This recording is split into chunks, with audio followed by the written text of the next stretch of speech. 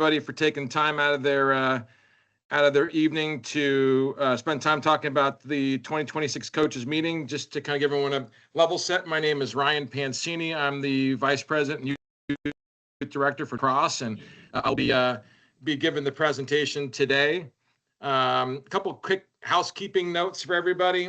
This call is being recorded and it will be posted on the GELL website. So in case any coaches couldn't make it today, it will be posted for them to review afterwards. Not ideal, obviously, but it will suffice for what they need to have before the season starts.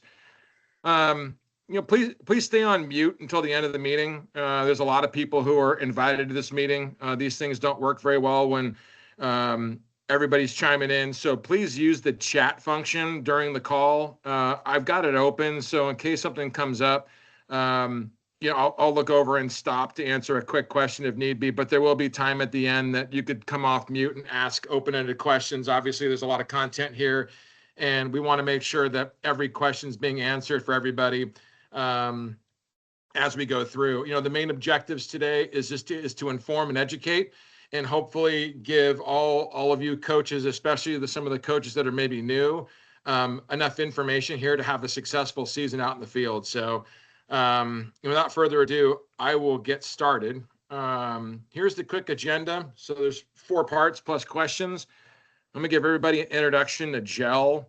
We'll cover off rule changes and points of emphasis. I don't think we did this last year, so I'm gonna go all the way back to 2024 to give everybody kind of a heads up on some of those points of emphasis through 2024 to at least get everyone caught up. So we'll go that far back.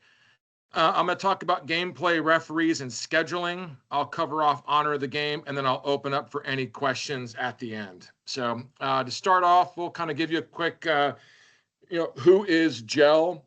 So GELL is an acronym for Greater Eastside Youth Lacrosse League. It's the largest boys youth lacrosse league in the Northwest. Feeds into Washington State's KingCo Conference schools. It is 24 programs, 19 full members, and then 5 guest programs. The divisions are 4 of them. We've got K through 2, or GELL K2, 3-4, 3rd grade, 4th grade, 5th grade, 6th grade, which is called GELL 5-6, and then GELL 7-8. Please note that in the 5-6 division, there's also single grade divisions, 5-5 and 6-6. The same will also apply in the 7-8 division, where there are 7-7 teams and 8-8 teams, respectively. This is kind of gives you a kind of a map view of what GELL encompasses. We go as far north as Kamiak and Glacier Peak, far south is Tahoma, far west is Bainbridge, and then far east is Cedar Crest and Mount Si. So you can kind of get a good feel of who the programs are and where they're located. This is especially important when you've got road games and you got to let your parents know if you're going to go from North Creek down to Tahoma, let them know you got about an hour's drive or whatnot. But just to kind of see the geography of which GELL covers, I thought was kind of important to show everybody. Okay, so how things work in GELL. So each program has one member that is the conduit to the league. In a lot of cases, that's going to be your youth director. It might be your high school head coach. But needless to say, you're going to have somebody who is going to be the representative for your program at GELL, and they attend all the GELL meetings. The league's role is to provide a schedule, referees, and to enforce the rules.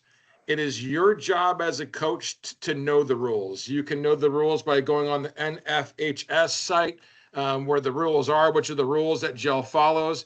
You can also find them on the GELL website, which is listed here below at eastsidelacrosse.org. I highly recommend that you dig into those resources and know the rules. It's going to help your players. It's also going to help your team and your parents if you know the rules. So it's your job as a coach to make sure that you have a good understanding of them.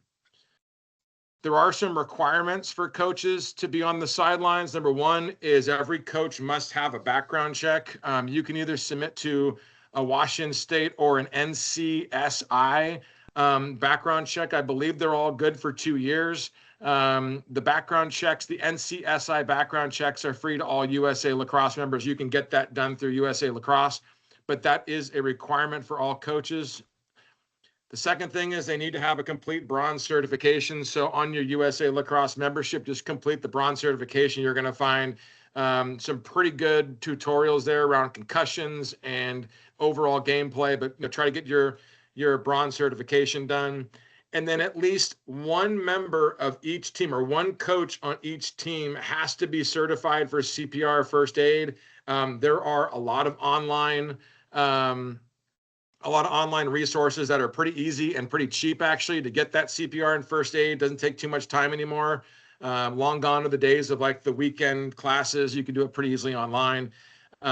You also must have a properly stocked first aid kit. So if you've got a person in your program that is responsible for the first aids and whatnot, please make sure that it's updated so that you have one at each practice and each game to help ensure safety for the players. Okay, so going to go into rule changes and points of emphasis.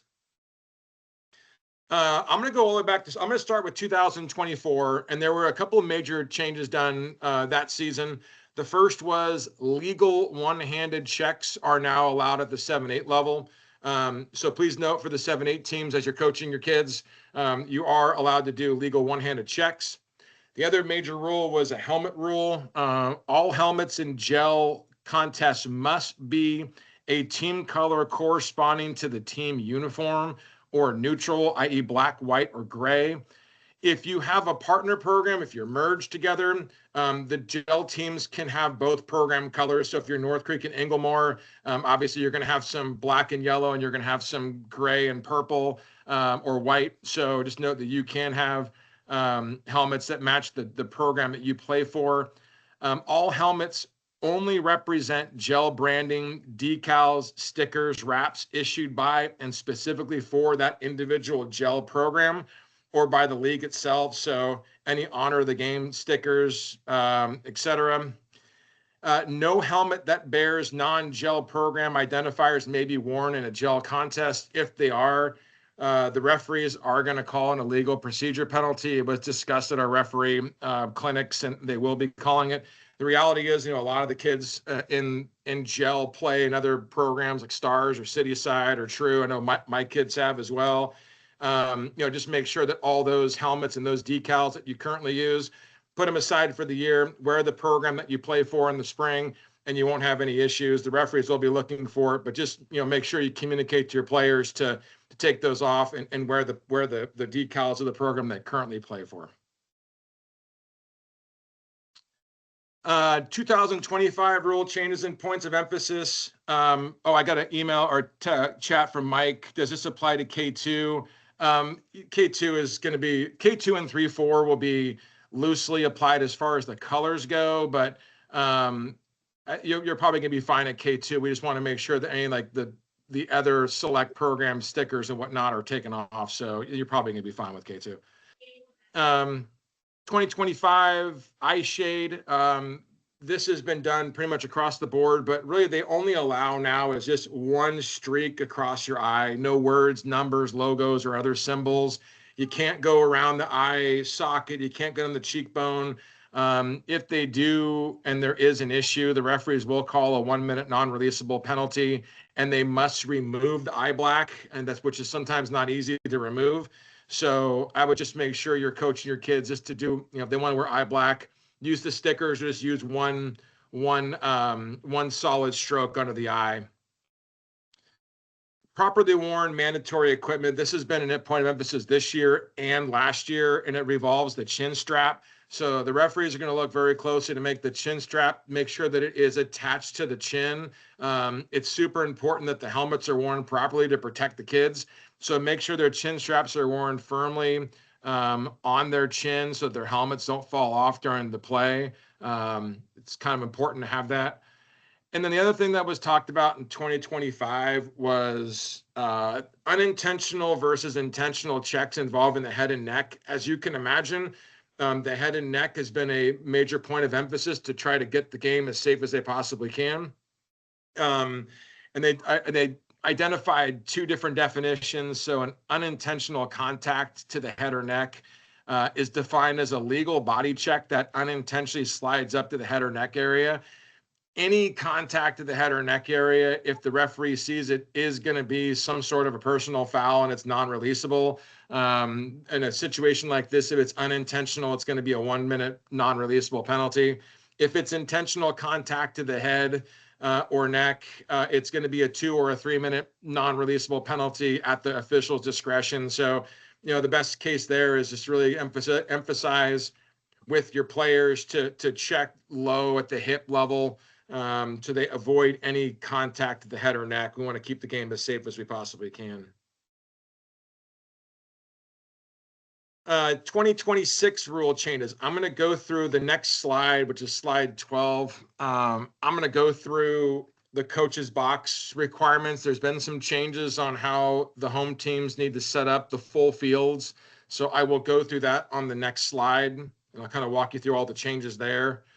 There was a mouth guard rule change this year. So in previous years, you couldn't use like clear mouth guards. Now, any mouth guard color is acceptable, but no pacifiers, no binkies.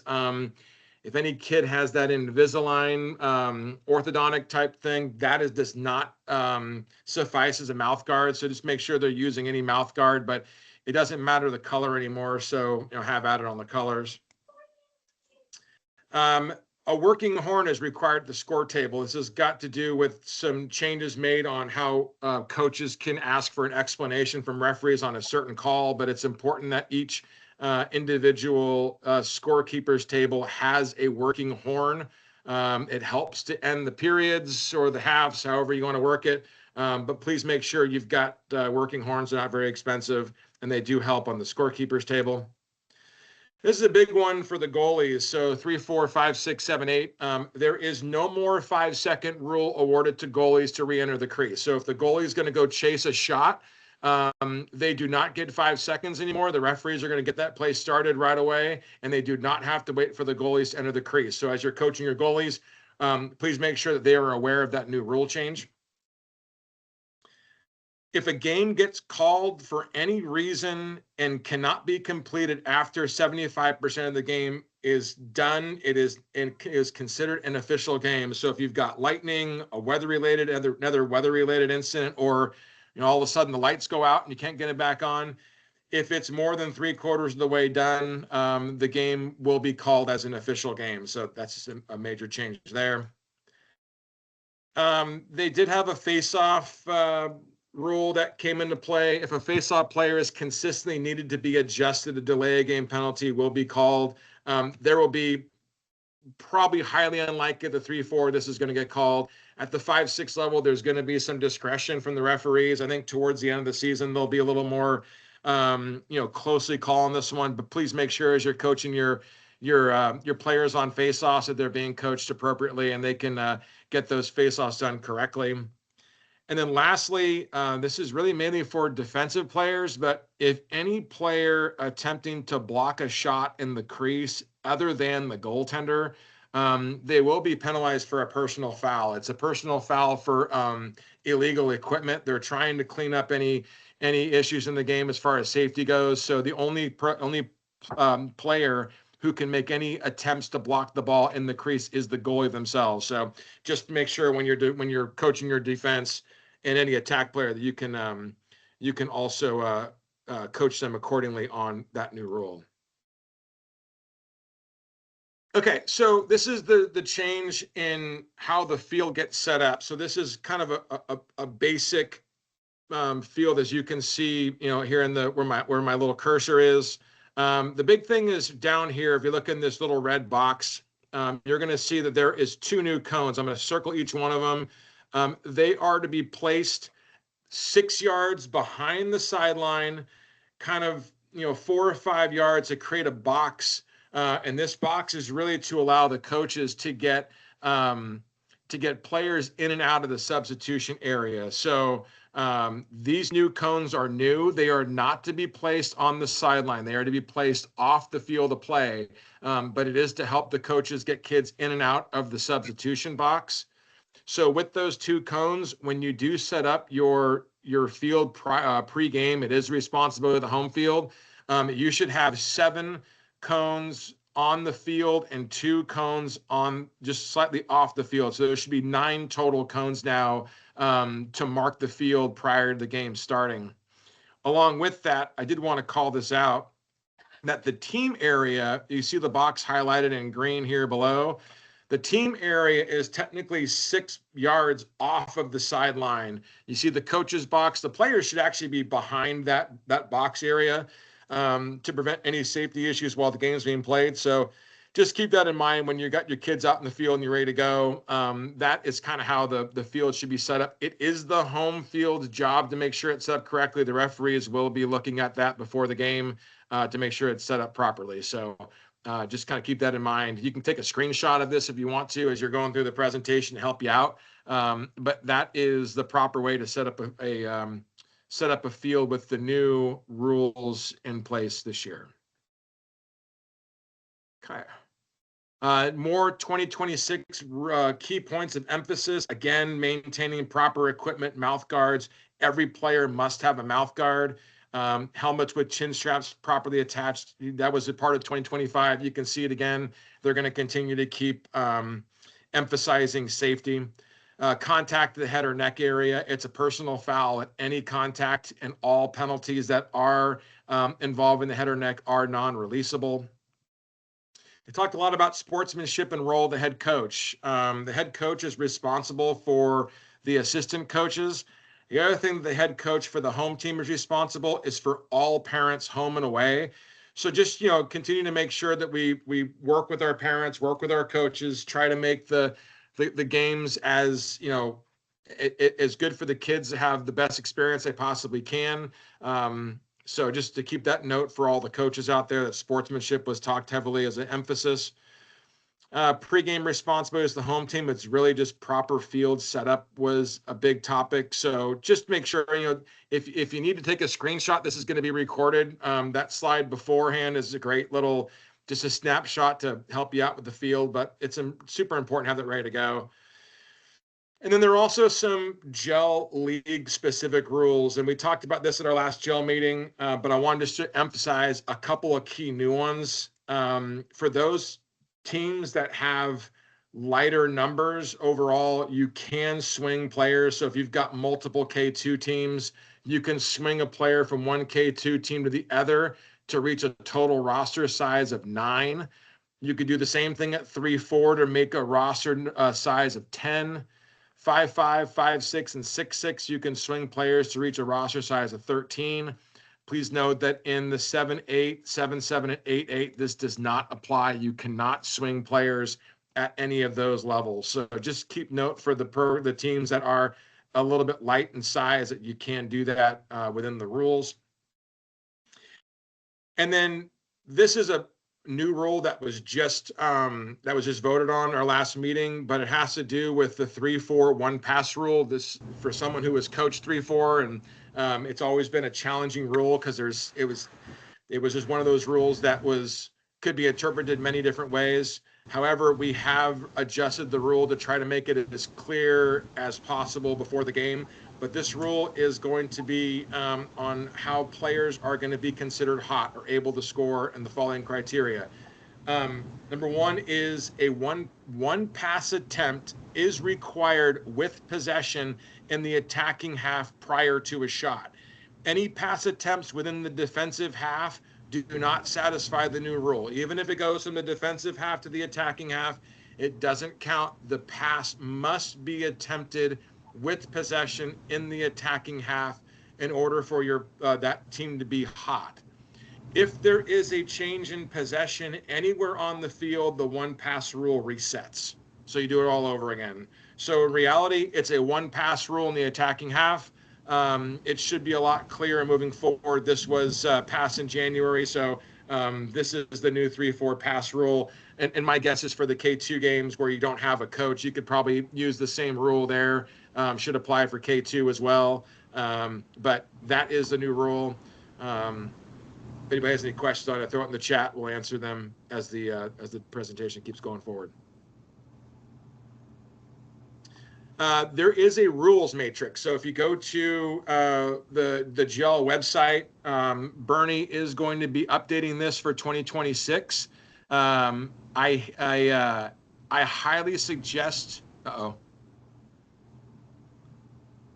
Someone just tried to take my screen. I think they did. Let's take a look here. Let me go back.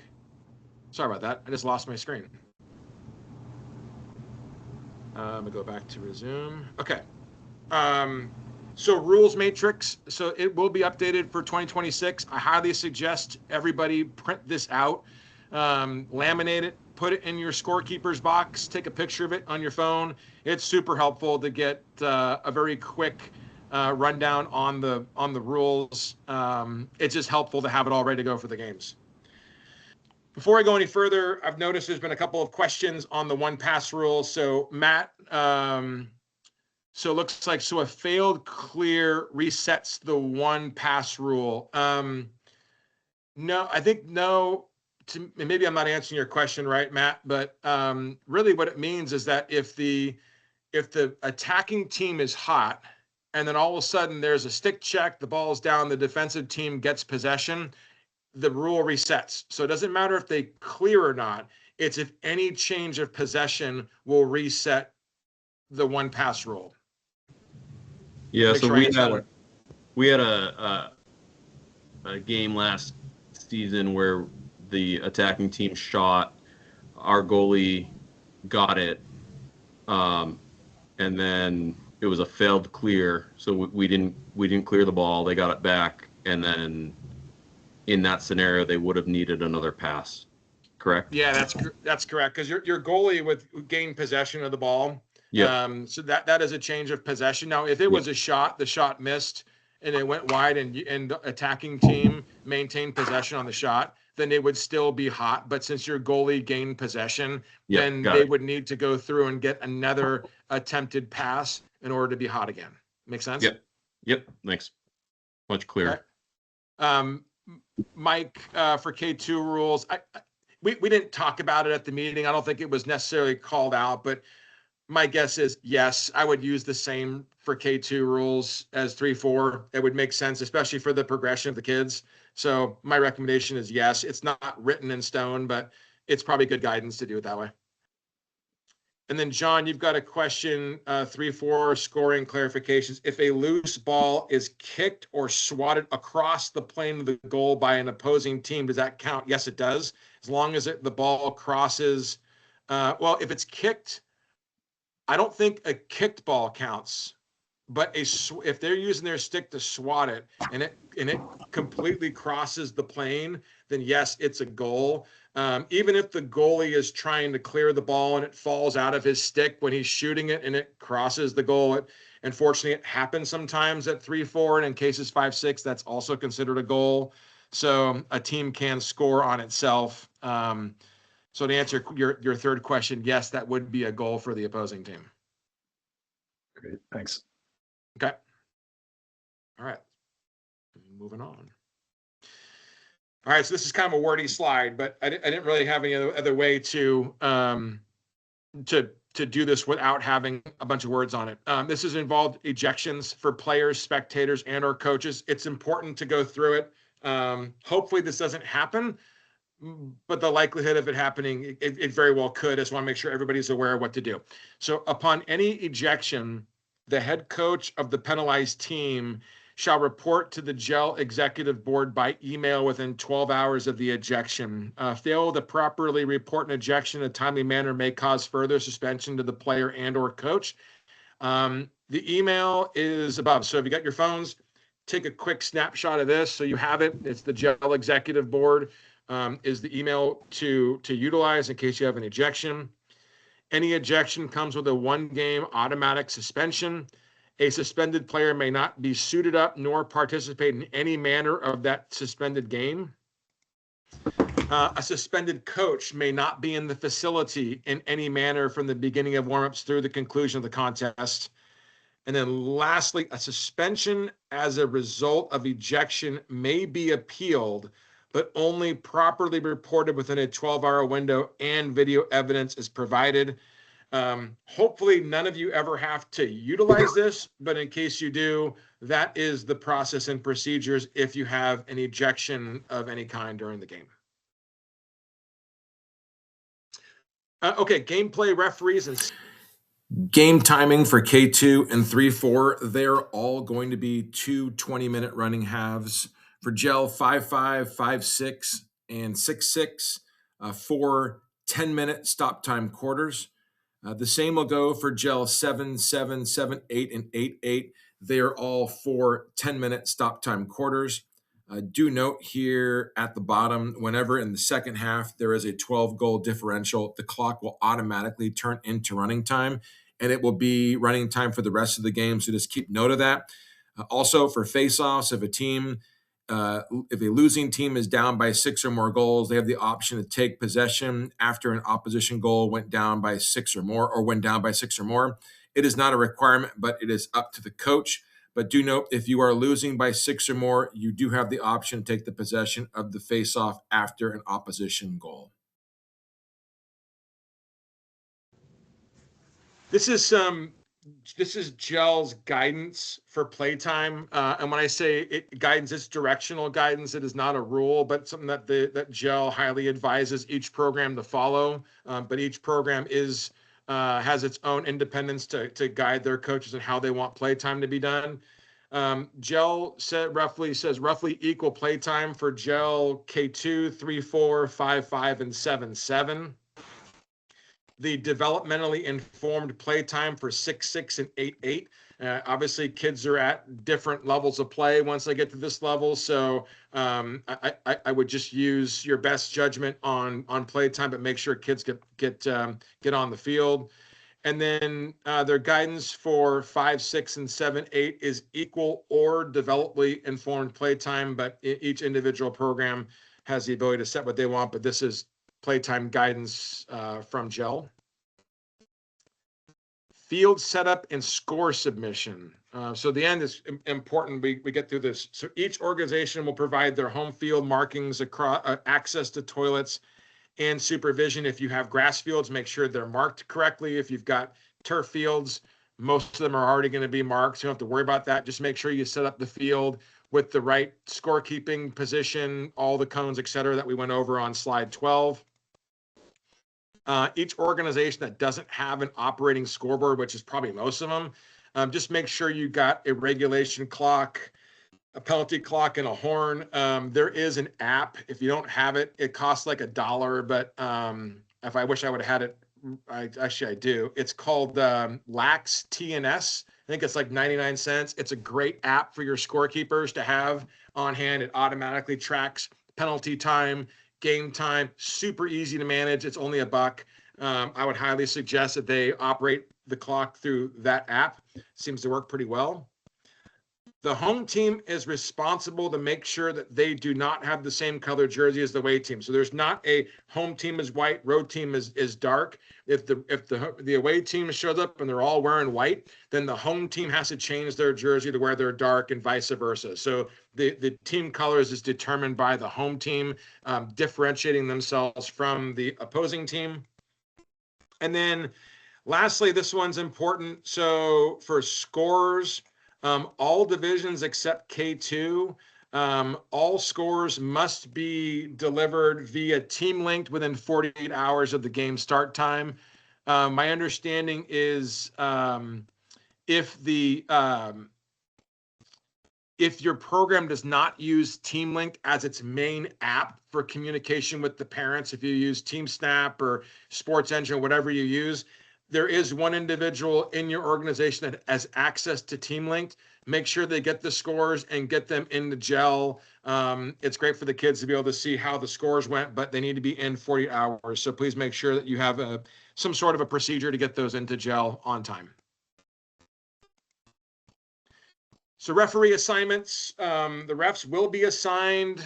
Your GEL director will be notified. Occasionally, there are games where there's only one ref assigned. Please note that if you are using non-certified referees, most insurance companies will not cover you. So I would side on the side of caution and utilize the one referee that you have, even though it may not be sufficient. It's better than being in a position where you might be liable. So I would just stick with the one referee. And then, also no need to send any emails asking where my games have refs. The GEL executive team is checking on Fridays from the Wallowa referee team on the schedule. And as soon as that is available, they will notify your GEL director. So I would just keep your ears out from your GEL director to get your referee assignments. It might be the day of the game, but they will check it on Friday. So just a heads up there. Ryan Milton had a question: will the slides be shared? Yeah, I mean, it'll also be, I'll send it off to Bernie. If he wants to send it out to everybody, he can. I'll let him kind of determine that. But this presentation it's being recorded, and it will be on the GEL website for anybody to see. So, but my guess is it'll be available. I'll let Bernie make that call. K2 does not get referees. So Nick, question: the only age groups that get referees are 3-4, and any level at 5-6, any level at 7-8. K2 does not have referees. That is usually handled by a coach or multiple coaches. It's kind of fluid with the K2 teams.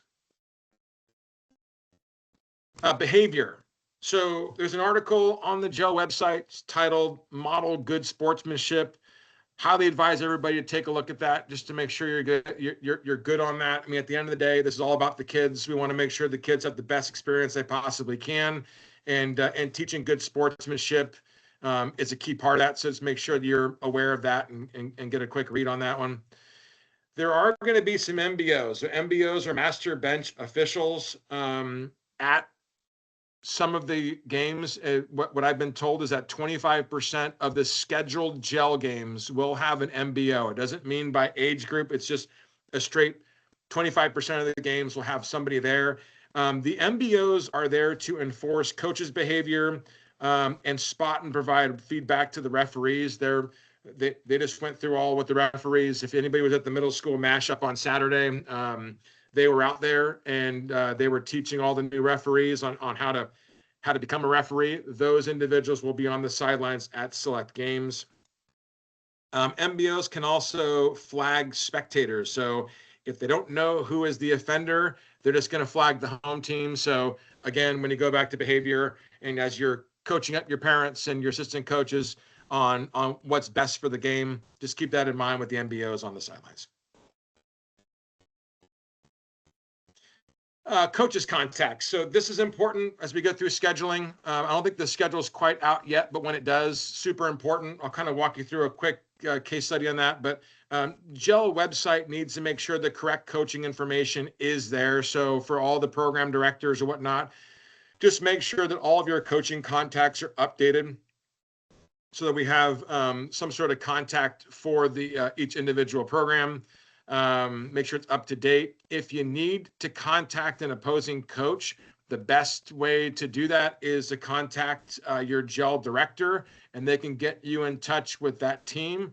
It is the home team's advantage to communicate any home field restrictions, guidelines, changes, cancellation, any pertinent information. A good example last year is we had a game at a brand new field that we never played at, and every time we would put in the directions or the address, it would take the parents a totally different way. So we had to communicate with the other program and kind of map it out where to park their car, where the field was.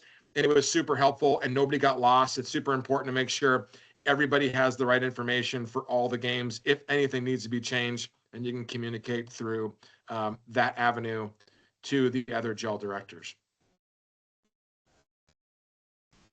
Scheduling, please do not schedule any youth games to start prior to 9 a.m. and end after 4:30 p.m. This is due to high school refereeing. So there are high school games on the weekends, and after 4:30 is when they start needing referees for high school games.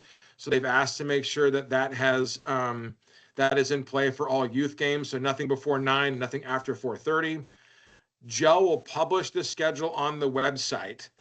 If you want to change something, please follow this procedure or you will not have referees for your games. So number one is contact the opposing coach and work out a new time, date, location, whatever the issue is. They're not required to accommodate, but generally speaking, with communication, there's probably not going to be any issues, but they're not required to.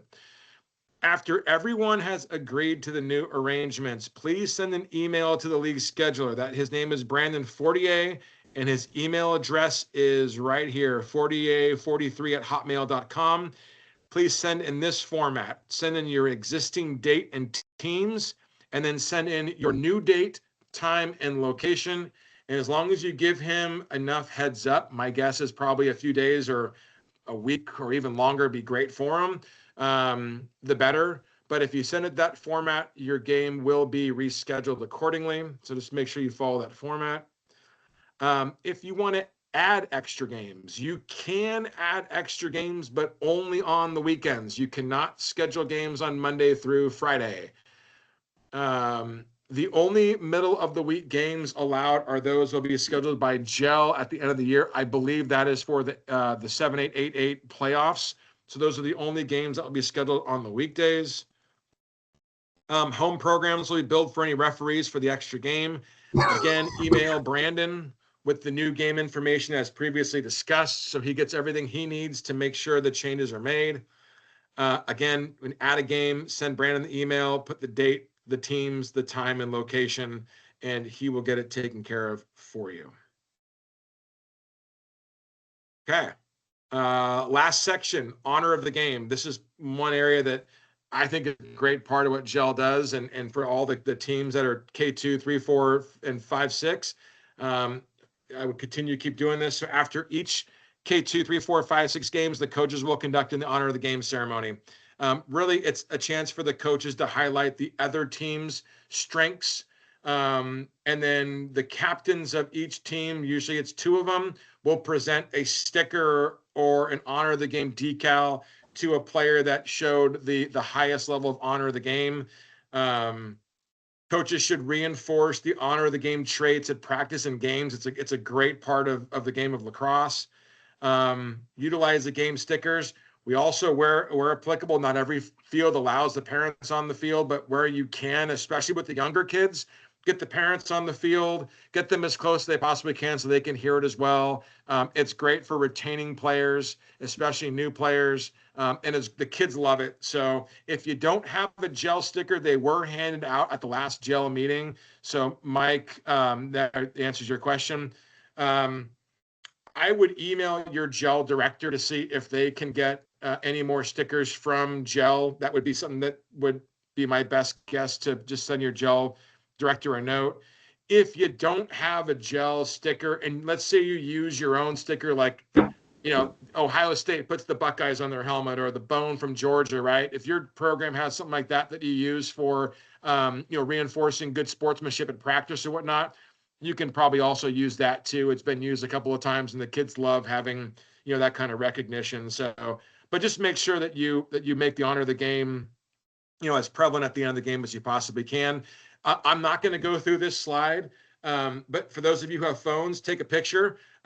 You can use this as your speech for honor of the game.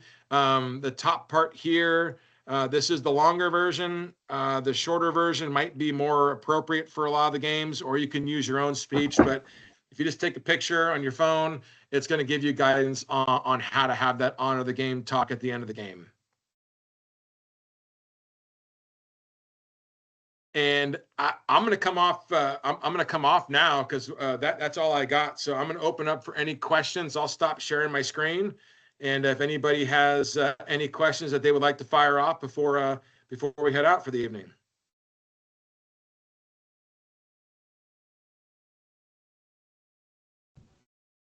Okay.